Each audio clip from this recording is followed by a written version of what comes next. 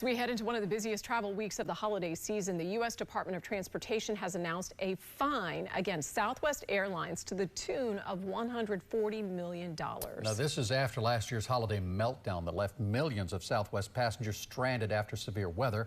Our consumer investigative reporter Shannon Binkin covered the fallout from that travel nightmare. She's here now with details on this really historic fine, Shannon. It really is, Jen and Keith. More than 2 million passengers were left stranded over Christmas and into the new year. And the DOT says that this penalty is 30 times larger than any previous fine for violating consumer protection rules. Millions of Southwest Airlines passengers were caught in a holiday travel nightmare nearly a year ago. You may remember Donna Becker of Clearwater. She called me for help getting reimbursed after she and her husband were forced to sleep at the airport in Austin, Texas on Christmas Day after their flight back to Tampa was canceled. They had to find their own way back home. But there was lines, I'm telling you, probably 3 hours long, trying to people to reschedule, which there was no flights to reschedule. Southwest Airlines canceled more than 17,000 flights and blamed this epic travel disaster on bad weather combined with outdated scheduling software. This week, the U.S. Department of Transportation announced it is fining the airline $140 million for violating consumer protection laws.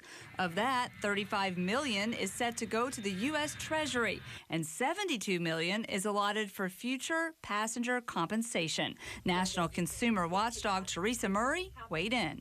We are a little disappointed that it took a year for this to come out. But we also hope that this sends a strong signal to other airlines that they just can't mess around with people's lives like this. The DOT says it found Southwest failed to provide customer service during the debacle, failed to notify consumers of flight disruptions, and failed to issue prompt refunds. Murray tells me consumer watchdogs like her will be watching closely during this year's holiday travel. Cancellations have gone down compared with last year, so that's a good thing.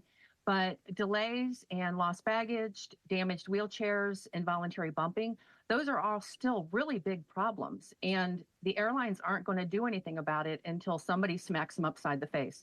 So if this $140 million enforcement sends that message, then great.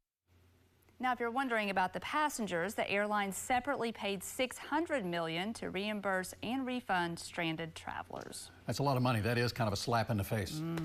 A big one. Yes. But has Southwest made any changes, though, to make sure that something like this never happens again? And that's on everyone's minds right now as we head into these next 2 weeks. Southwest executives, they have touted a lot of improvements, like buying more de-icing equipment and upgrading crew scheduling technology. In fact, Southwest CEO spoke at an industry event in New York last week, and he reportedly vowed that last year's holiday meltdown will, quote, never happen again. So hopefully he's right. Well, I think he's going to be right this year because Jeff Baradelli says the weather's nowhere near, coming into forecast like it was last year, and it was bad, but it was really bad. But 1 year at a time. We got to make sure it never happens again. Yeah. All right, thank you.